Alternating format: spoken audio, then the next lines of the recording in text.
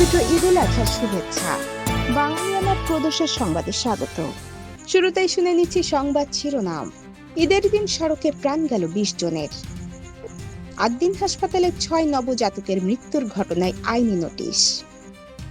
সিন্ডিকেটের দখলে চামড়ার বাজার, লোকসানের মুখে মৌসুমী ব্যবসায়ীরা। ইরান যুদ্ধের ধাক্কায় যুক্তরাষ্ট্রে মূল্যস্ফীতি 3 বছরের মধ্যে সর্বোচ্চ। এবার অন্যান্য সংবাদের সঙ্গে বিস্তারিত। ঈদ উদযাপনের 24 ঘন্টার মধ্যে দেশের বিভিন্ন জেলায় পৃথক সড়ক দুর্ঘটনায় অন্তত 20 জনের মর্মান্তিক মৃত্যু হয়েছে। নিহতদের মধ্যে 10 জনই ছিলেন মোটরসাইকেলের আরোহী, যার মধ্যে 3 শিশু ও 2 কিশোর রয়েছে। সবচেয়ে বড় দুর্ঘটনাটি ঘটে গোপালগঞ্জের বেদগ্রামে, যেখানে বাস ও মোটরসাইকেলের মুখোমুখি সংঘর্ষে বাসের যাত্রী ও বাইক আরোহী এবং একই পরিবারের 3 জন সহ মোট 6 জন নিহত এবং 25 জন আহত হন। এছাড়া ফরিদপুরের 2 বাইকের সংঘর্ষে 4 জন এবং নরসিংদী ও পটুয়াখালীতে ঈদের নামাজ শেষে ঘুরতে বেরিয়ে 4 মোটরসাইকেল আরোহী প্রাণ হারান। অন্যদিকে নাটোরে 4 জন, দিনাজপুরে 2 শিশু এবং মাদারীপুর, টাঙ্গাইল, চাঁদপুর ও নড়াইলে আরও 4 জন নিহত হয়েছেন। বেপরোয়া গতি ও ট্রাফিক আইন অমান্য করায় এই প্রাণহানি ঘটেছে বলে জানিয়েছেন পুলিশ।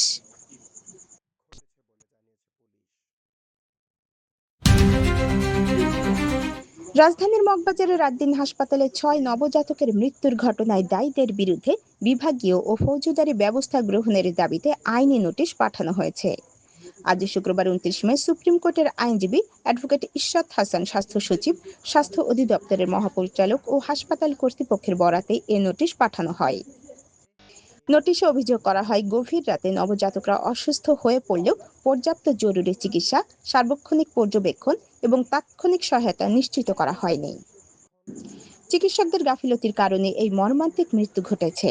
নোটিশে ক্ষতিগ্রস্ত পরিবারগুলোকে উপযুক্ত ক্ষতিপূরণ প্রদান, দেশের সব হাসপাতালের মা ও নবজাতক ওয়ার্ডে জরুরি নিরাপত্তা নিশ্চিত এবং নিয়মিত তদারকির জন্য কমিটি গঠনের দাবি জানানো হয়েছে। আগামী 72 ঘন্টার মধ্যে এ বিষয়ে পদক্ষেপ জানাতে বলা হয়েছে।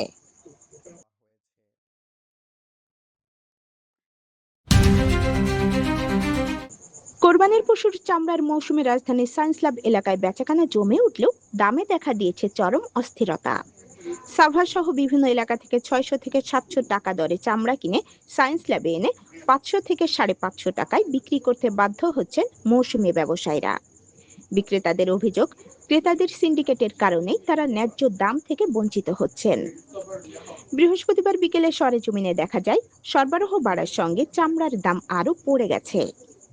বিকেল 5টার পর কিছু বড় গরুর চামড়া মাত্র 350 টাকায়ও বিক্রি হতে দেখা গেছে।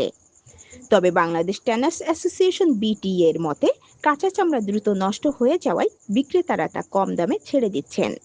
সরকার এবছর ঢাকায় প্রতি বর্গফুট লবণযুক্ত গরুর চামড়ার দাম 62 থেকে 67 টাকা নির্ধারণ করলেও কাঁচা চামড়ার বাজারে এর কোনো প্রতিফলন নেই। খাত সংশ্লিষ্টরা বলছেন, সরবরাহ বেশি হওয়া এবং ট্যানারি পর্যায়ে সরাসরি কাঁচা চামড়ার প্রত্যাশিত চাহিদা না থাকায় মৌসুমী ব্যবসায়ীরা বড় আর্থিক লোকসান ও অনিশ্চয়তার মধ্যে পড়ছেন। লবণ ছাড়া চামড়া দীর্ঘক্ষণ রাখলে গুণগত মান নষ্ট হয়ে যায়, ফলে সরবরাহ আরও বাড়লে দাম আরও কমতে পারে। এমন আশঙ্কায় বিক্রেতাদের মধ্যে চরম ক্ষোভ ও হতাশা বিরাজ করছে।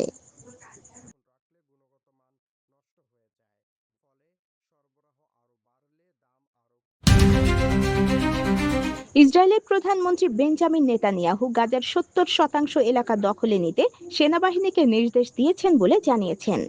পশ্চিম তীরে এক সম্মেলনে তিনি বলেন, বর্তমানে গাজার প্রায় 60% এলাকা ইসরায়েলের নিয়ন্ত্রণে রয়েছে এবং ধাপে ধাপে সেই দখল আরও বাড়ানো হবে। তার বক্তব্যের সময় উপস্থিত উগ্রপন্থী ইহুদিরা পুরো গাজা দখলের দাবিও জানান। হামাস অভিযোগ করেছে, ইসরায়েল যুদ্ধবিরতি চুক্তি লঙ্ঘন করে গাজায় নতুন বাস্তবতা চাপিয়ে দিচ্ছে এবং সামরিক নিয়ন্ত্রণ পাকাপোক্ত করার চেষ্টা করছে। বিশ্লেষকদের আশঙ্কা, গাজার আরও এলাকা দখল হলে প্রায় 20 লাখ ফিলিস্তিনি ভয়াবহ মানবিক সংকটে পড়বেন। ধ্বংসস্তূপে পরিণত হওয়া ছোট ছোট এলাকায় গাদাগাদি করে বসবাস করতে বাধ্য হবেন তারা। যুদ্ধবিরতি কার্যকর থাকার পরও ইসরায়েল একাধিক হামলা চালিয়েছে, যাতে শত শত মানুষ নিহত হয়েছেন।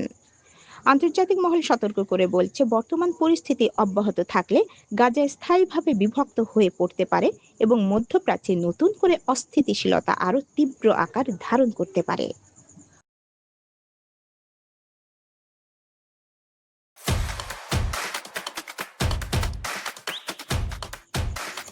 এবার শুনে নিচ্ছি বাংলার ক্রীড়া সংবাদ। আসন্ন 2026 বিশ্বকাপের শিরোপা ধরে রাখার মিশনে লিওনেল মেসিকে অধিনায়ক করে 26 সদস্যের চূড়ান্ত দল ঘোষণা করেছে আর্জেন্টিনা।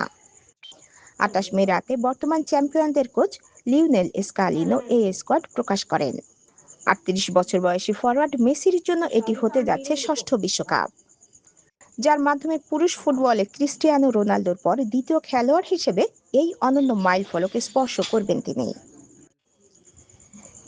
এছাড়া আর্জেন্টিনার হয়ে 198 ম্যাচ খেলা এই মহাতারকা বিশ্বকাপের আগে হন্ডুরাস ও আইসল্যান্ডের বিপক্ষে প্রীতি ম্যাচ খেললেই 200 আন্তর্জাতিক ম্যাচের এলিট ক্লাবে প্রবেশ করবেন।